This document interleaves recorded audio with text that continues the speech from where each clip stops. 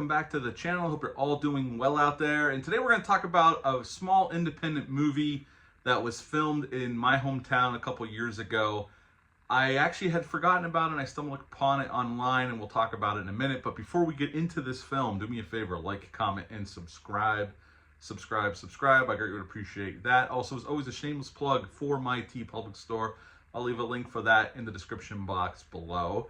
And yes, I remember a couple years ago when they were filming this movie up in my hometown. Now, I grew up in Tamaqua, Pennsylvania. I lived there for 28 years of my life before me and my wife got married and moved to Arizona.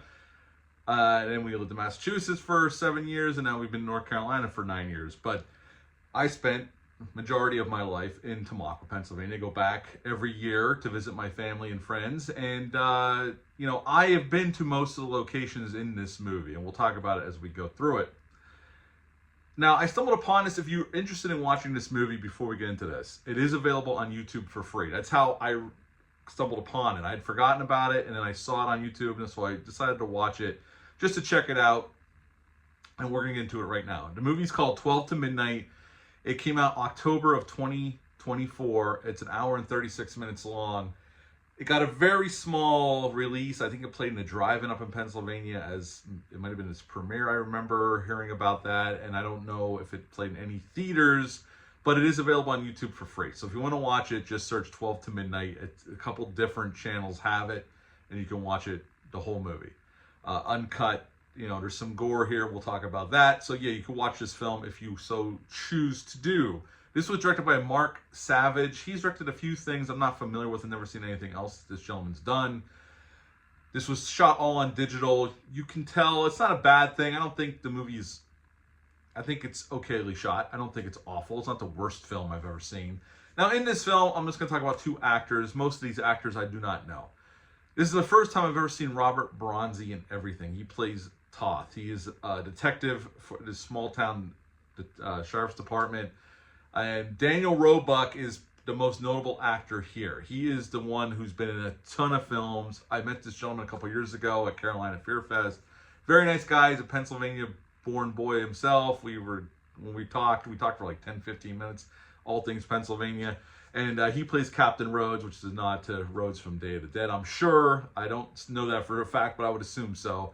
The people making this were horror fans. And Daniel Roebuck's been in Final Destination, the original, The Fugitive with Harrison Ford in 1993, U.S. Marshals. He was in Devil's Rejects with Rob Zombie. He was in Halloween 1 and 2, Rob Zombie's Halloween 1 and 2. He was in a ton of... His list of credits are immense. You can check his credits out on the IMDb. So basically what this movie is, Robert Bronzi, his claim to fame, Hungarian-born actor, he looks like Charles Bronson. And if you look at his filmography, I've never seen anything else he's done, they're selling it as like a Charles Bronson type of film. If you look at the posters, they're almost like Charles Bronson type of films from the 70s and 80s. So that's basically his claim to fame.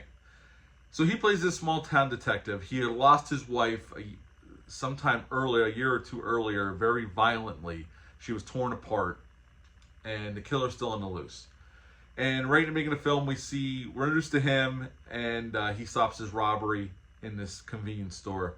And then we see this influencer get killed at this train yard. She's taking photos at night for some reason. You don't really get a great selfie at night with very low lighting at a train yard in the middle of nowhere.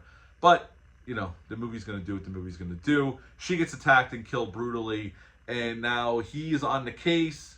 Captain Rhodes puts him in charge of the case, and he thinks it's tied to his wife's murder. And there's hair left behind the scenes of the crime. At the start of the film, we feel like this is just a normal serial killer movie, or kind of a slasher film. And then the movie, about halfway through, takes a hard left turn into werewolf territory, or an amalgamation of a werewolf. It turns into a horror film, basically a monster movie. There is a werewolf afoot killing people. The makeup on the werewolf looks okay. It's not the worst I've ever seen. It's not the best I've ever seen. It's kind of, you know, I couldn't find a budget on this, but I know this was a low budget movie. For what they had, I am sure the makeup doesn't look that bad. And there is some gore here. We see a lot of blood, a lot of slashings. We get a heart ripped out, where the werewolf puts its fist right through somebody's chest. in the mine, an old number 9 mine in Lansford, Pennsylvania, which I've been to. Like I said, I've been to most of the locations this movie was shot at. And at the end of the film, which is shameless, but God bless them for going there, since they're playing up this Charles Bronson persona. Now, I just talked about the movie 10 to Midnight, which Charles Bronson starred in the 80s, which I love that movie. The title of this obviously plays off of that. This has nothing to do with that movie. It's not a sequel to that movie. It's nothing to do with that movie. What they're trying to do is tie in, because of Robert Bronzi's look, tie into a Charles Bronson film. So I'm sure that's why they picked this title. He goes down to his basement and pulls out the same gun Bronson uses in, or looks very close to, the same gun Charles Bronson uses in Death Wish 3. He melts down his silver cross into multiple silver bullets, and he goes and he kills this werewolf, who ends up being this newer detective in the department who wants to be his partner. And he finds out that he killed his wife. He didn't want to. He can't control his urges, and he wants Toth to put him out of his misery, and Toth does that, and it's pretty much the end of 12 to Midnight. Now, again, this is a very low-budget production. I will give them credit. It takes a lot of effort to get money and go out and shoot a movie. So at that, I got to give them credit. And they got Daniel Roebuck. I mean, he does a lot of independent films, and he's been in a ton of big movies and very small movies. He produces his own movies sometimes. So getting him was a big get for them, and he's good here. He's definitely the most seasoned actor here, and definitely the best actor in the movie, obviously. Robert Bronzi, look, I get, God bless him, he has a shtick. He looks like Charles Bronson. So he's able to get work in these low-budget productions because he looks like Bronson. He's not Bronson, though. He doesn't talk much, which is a good thing, because when he does talk, I'm not trying to be mean here, but he has the screen presence of a plank of wood, unfortunately. Yes, he looks like Charles Bronson. He doesn't have Charles Bronson's charisma.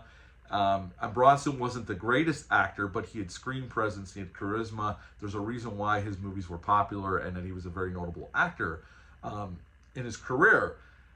Bronzi doesn't have any of that. He looks like Bronson, and when he doesn't say much and he's just low-key, he's fine. But when he has to give dialogue, he's not very good. And a lot of the acting in this movie is not very good. Again, low-budget production. They had to hire who they had to hire. I mean, I wasn't expecting, A-list level acting here. So it didn't go against anything I wasn't expecting from this movie. But Daniel Roebuck's good, and Daniel Roebuck's always good, so he's definitely the best actor here. Not that some of the other actors aren't bad, but definitely Daniel Roebuck's the best part of this film in terms of the acting. Again, the monster makeup looks fine. This is low-budget stuff, but I don't think it's awful. I've seen worse in bigger budgeted productions, so it's not the worst thing I've ever seen, and there's some gore here. There's definitely some carnage candy here. And again, my main thing, the reason I wanted to watch this was because this takes place, they filmed some of this in my hometown, Tamaqua, Pennsylvania. There's a train station restaurant. I know where that is. I've stood to know it right outside that restaurant many times. There's a bar they show him going into, Toth going into. That bar is literally next door to my buddy's mom and dad's house. Literally, it's right next door. I've been standing right there where they shot that. The cemetery at the end, my grandparents are buried there. A lot of my family members are buried there. I've been to that cemetery for unfortunate reasons, and I've also been there to put flags out for Memorial Day. I know a lot of these areas. Centralia, I've driven through Centralia many, many times in my life going up to Knoebels. It's Lansford. I used to go over there a lot. I know where the number 9 mine is. I've been there. So it was cool just to watch it, to see those locations on screen. And I guess that's what it's like for anybody that has a film shot in their hometown. It's cool to watch it just to see that.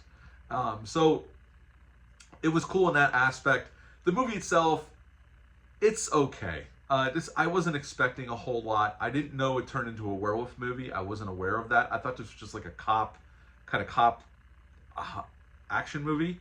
I didn't expect the horror aspect of it, and I kind of dug that. I kind of gave it a little bit of a different flavor. What this kind of reminded me of is some of the TV movies from the 70s and 80s, where random stuff happens, and maybe you get a plot twist that's just random, like werewolf stuff, and they just go for it. And, I think that kind of upped my enjoyment of this movie. If it would have just stuck with the cop stuff, I probably wouldn't have liked it as much, and I still didn't love this movie. It's not a great movie at all. I would give this movie, though, at the end of the day, I'd probably give it a 4.5 out of 10. A 4.5 out of 10. I wasn't offended by it. I kind of knew what I was getting into. It's a very low budget production. But again, I got to give them hats off. They raised the money. They went and shot this thing. It doesn't look like the worst movie shot I've ever seen. It's okayly shot. Definitely on digital. They had some drone shots, which were cool. But yeah, 4.5 out of 10. I enjoyed it enough. I would, if you're interested in these kind of movies, I'd recommend it. Again, it's on YouTube for free, so it doesn't cost you anything to go down this path and check this movie out. 4.5 out of 10 for 12 to Midnight. Have you ever seen this movie or even heard of it? Leave a comment down below. Let me know. Hit the thumbs up, hit the subscribe button, share this video. I greatly would appreciate that. That's it for this one. I just wanted to talk about it.